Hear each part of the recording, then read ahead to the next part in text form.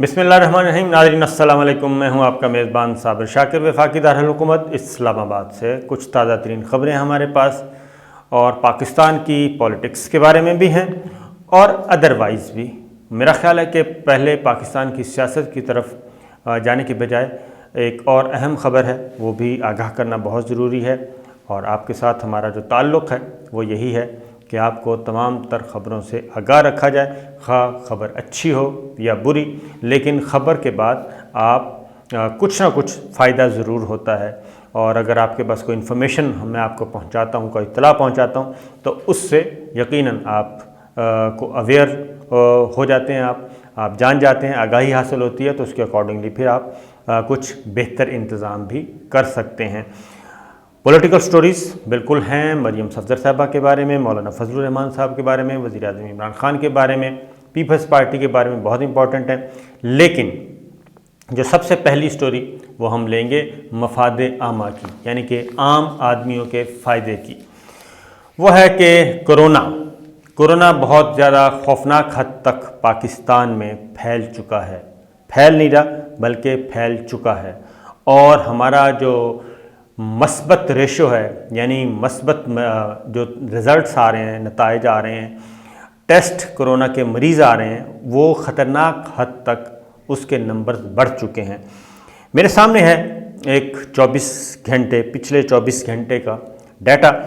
اس میں آپ کو بتاتا ہوں، کیونکہ اب بین الصوبائی جو نقل و حرکت ہے، ایک صوبے سے دوسرے صوبے میں جانا، اس پہ پابندی لگانے پہ غور ہو رہا ہے، اور اس کو کم از کم کرنے پہ غور ہو رہا ہے. بہت زیادہ سخت اقدامات لیے جا چکے ہیں، اور اگر ہم نے ان پر عمل درآمد نہ کیا جو گورنمنٹ نے اناؤنس کیے ہیں سخت ترین اقدامات، خاص طور پہ تقریبات ہر طرح کی بند کر دی گئی ہیں، خواہ وہ سوشل ہے، خواہ وہ سماجی ہے، خواہ وہ سیاسی ہے، خواہ وہ شادی ہے، یا ادروائز کوئی افسوس کا ایونٹ ہے، تمام کے تمام اس کو منیمائز کر دیا گیا ہے. انڈور تقریبات مکمل طور پہ، آؤٹ ڈور تقریبات مکمل طور پہ بند کر دی گئی ہیں. اور اس وقت وفاقی دارالحکومت اسلام آباد کی سچویشن یہ ہے کہ بہت سارے سیکٹرز، 5 سے زیادہ سیکٹرز جو ہیں، 5 سے زیادہ علاقے جو ہیں، ان کو ریڈ زون قرار دے دیا گیا ہے، اور وہاں پہ لاک ڈاؤن کیا جا رہا ہے، اور مزید اس پہ لاک ڈاؤن میں اضافے کا خطرہ موجود ہے، جو ہمارے تعداد بڑھ رہی ہے. ہاسپٹلز میں گنجائش نہیں ہے، خواہ وہ پرائیویٹ ہاسپٹلز ہیں یا گورنمنٹ کے ہسپتال ہیں، ان میں گنجائش نہیں ہے. یہ صرف یہاں کی اسلام آباد کی بات نہیں کر رہا، پشاور، لاہور، گوجرانوالہ، فیصل آباد، ملتان، راولپنڈی، ان تمام شہروں کی، کیونکہ اس وقت خاص طور پہ خیبر پختونخوا اور پنجاب یہ 2 مرکز بن چکے ہیں اس خطرناک بیماری کے. اور اسی لیے میں ذرا ایک آپ کو تھوڑے سے اعداد و شمار بتا دوں، اس سے آپ اندازہ ہو جائے گا کہ پشاور میں جو پازیٹیوٹی ریٹ ہے، مثبت جو رزلٹ آ رہے ہیں کورونا کے، وہ ہے 24% سے زیادہ، 24% سے زیادہ. یعنی 1 لاکھ اگر ہم ٹیسٹ کروائیں تو 25,000 مریض جو ہیں وہ کرونا کے نکل رہے ہیں. 1 لاکھ ٹیسٹ کروائیں تو 25,000 مریض کرونا کے نکل رہے ہیں. اس سے آپ اندازہ کر لیں تو 24% سے زیادہ یہ ہے جی. اس کے بعد ہے سوات جو ہے وہ 22% سے زیادہ ہے. 1 لاکھ اگر شہری اپنا ٹیسٹ کروائیں تو جو رزلٹ آ رہا ہے وہ ہے 22%، یعنی کہ 22,000 لوگ اس میں آتے ہیں جی. گوجرانوالہ میں یہ ریشو ہے 19% سے زیادہ، اور لاہور میں یہ ریشو ہے 18% سے زیادہ. لاہور میں یہ گنجان آباد علاقے ہیں، لاہور اور فیصل آباد اور گوجرانوالہ، یہ سب کے سب آپ کو میں نے بتایا. اس کے بعد مظفر آباد، کشمیر، مظفر آباد بھی خطرناک نمبرز ہیں جی، وہ بھی کوئی آسان نہیں ہے. یہ 13% سے زیادہ ہیں. اگر 1 لاکھ مریضوں کو چیک کیا جائے تو 13,000 مریض نکلیں گے. یہاں سے راولپنڈی میں بھی 13% کا ریشو آ رہا ہے. اسلام آباد اور راولپنڈی، اسلام آباد کا کتنا ہے جی؟ اسلام آباد کا ریشو آ رہا ہے، یہ بھی 11% ہے، 10+11%، 13% پنڈی کا، 11% ادھر کا اسلام آباد کا، اور جڑواں شہر ہیں.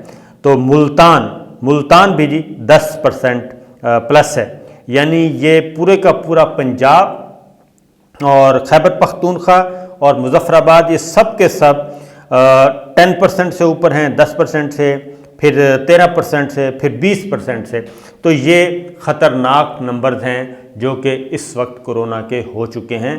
تو آپ جہاں کہیں بھی رہ رہے ہیں اپنا خیال رکھیں، اپنے آپ کو اپنے گھروں میں محدود رکھیں، بالکل ضرورت کے تحت باہر نکلیں اور صرف ایک آدمی نکلے اور سینیٹائز اپنے آپ کو کرے، گلوز بھی استعمال کرے، ماسک بھی استعمال کرے.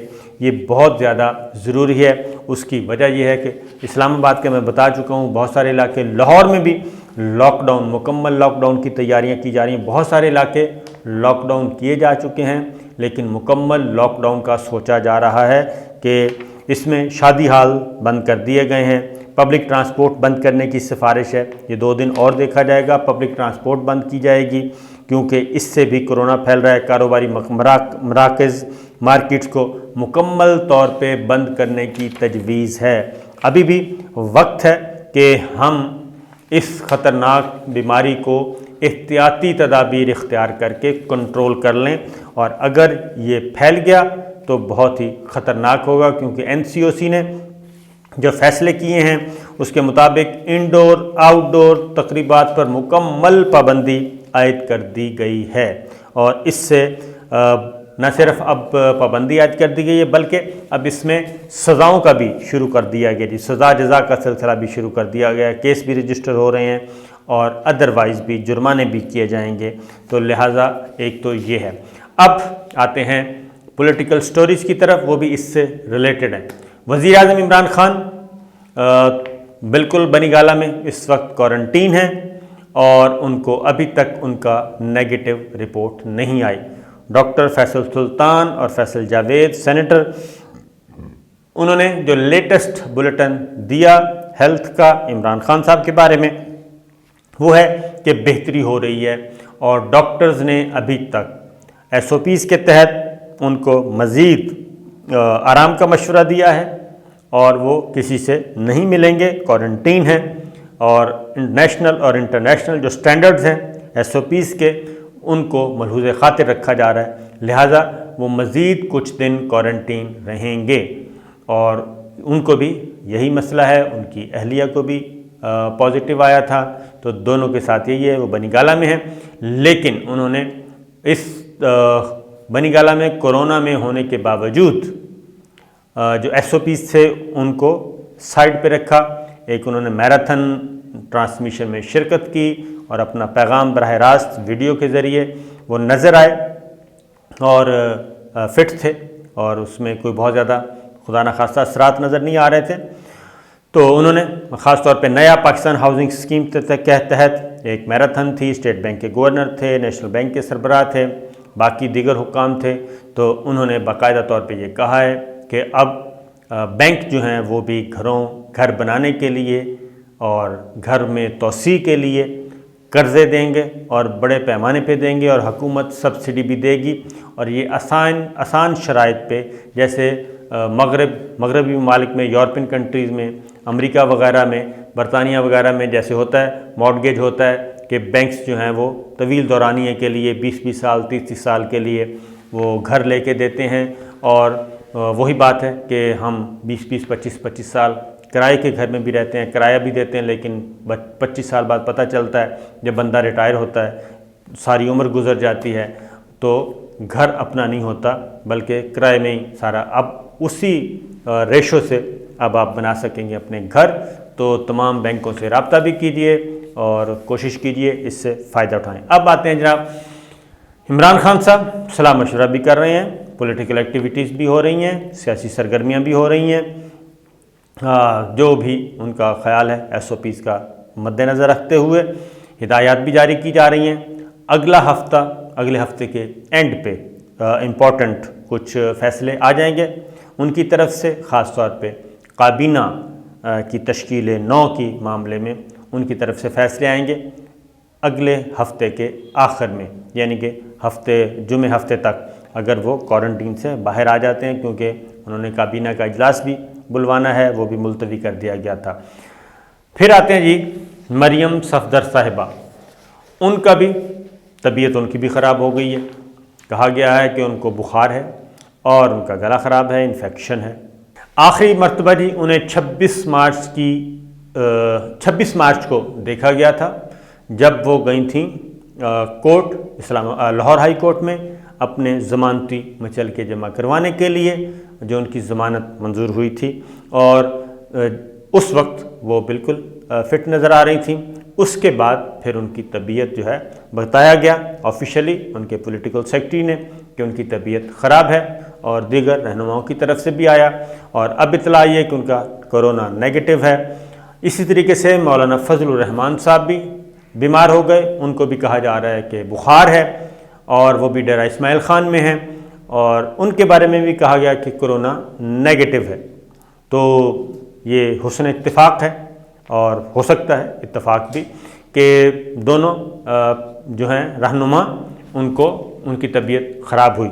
لیکن جو چیز چل رہی ہے جی مارکیٹ میں، ظاہر ہے پولیٹیکل لیڈر ہیں، اور جب آپ پولیٹیکل لیڈر ہوتے ہیں، سیاست میں ہوتے ہیں، سیاسی رہنما ہوتے ہیں، اور پھر خاص طور پہ آپ ایک پلان لے کے چل رہے ہوتے ہیں، تو پھر ایک ایک چیز نوٹ کی جاتی ہے، ٹائمنگز نوٹ کی جاتی ہیں، اور اس پہ بھی کیا سرائیاں ہو رہی ہیں کہ کیا مسئلہ ہے، کیا وجہ ہے، کیوں یہ دونوں بیک وقت کیوں علیل ہوئے، اور واقعتاً تو اللہ تعالیٰ سب سے پہلے جو ہے جی ہم دعا کرتے ہیں کہ اللہ تعالیٰ صحت دے، سیاسی اختلافات اور ڈفرینس آف اوپینین اپنی جگہ، لیکن اللہ تعالیٰ صحت یاب کرے سب کو، عمران خان صاحب کو، مریم صفدر صاحبہ کو، مولانا فضل الرحمان صاحب کو، باقی لوگوں کو بھی، جتنے بھی پاکستانی اس وقت کسی نہ کسی خدا نخواستہ کسی بیماری میں مبتلا ہیں، تو نیک دعائیں سب کے لیے ہیں۔ لیکن یہ کیا معاملہ ہے کہ نیب کے نوٹس، پوری تیاریاں کی گئی تھی، نیب کا نوٹس تھا، کال اپ نوٹس، نیب میں جانا تھا، لیکن آخری رات یعنی کہ 25 کی رات کو، 25 اور 26 کی درمیانی شب نیب نے نوٹس واپس لیے، اور اس کے بعد سے درجہ حرارت، سیاسی درجہ حرارت نیچے آ گیا ہے، اور اب مسلم لیگ نواز یعنی مریم صفدر صاحبہ کی طرف سے بھی، مولانا فضل الرحمان صاحب کی طرف سے بھی خاموشی ہے، اور خاص طور پہ ایک مخصوص جو نیریٹو ہے اس پہ بھی خاموشی، اور بلکہ اور حکومت پہ بھی کوئی تیر نہیں چل رہے۔ البتہ پیپلز پارٹی اور مسلم لیگ نواز کے درمیان زبردست قسم کی لڑائی چل رہی ہے۔ جو خبریں ہیں وہ یہ ہیں کہ مولانا فضل الرحمان صاحب کوشش کر رہے ہیں کہ یہ سیز فائر ہو، بہت ہی اعلیٰ نسل کا دونوں کے درمیان، اور سیز فائر ہونے کے بعد پھر وہ دوبارہ قریب لانے کی کوشش کر رہے ہیں، کیونکہ اس سارے پروسیس میں سب سے زیادہ گین کیا پاکستان پیپلز پارٹی نے، زرداری صاحب نے، اور سب سے زیادہ جو نقصان ہوا نمبر 1 پہ مریم صفدر صاحبہ کو ہوا، اور نمبر 2 پہ ہوا مولانا فضل الرحمان صاحب کو۔